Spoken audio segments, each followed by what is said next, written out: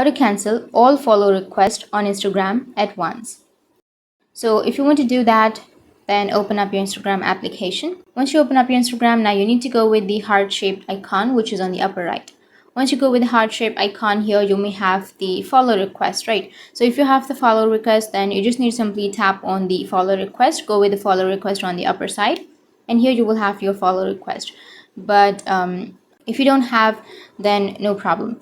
So if you have the follow request, then go with the manage, which is on the upper right. Once you tap on manage, then you will have an option of select all. So simply tap on select all, and then you will be able to select all of that request and go with delete, which is on the bottom left. You will have delete option on the bottom left and the follow option on the bottom right. So if you want to delete or cancel, then simply tap on delete and your follow request will be deleted. So that's how you can cancel all your follow requests on Instagram at once. And if you have any questions, feel free to comment below.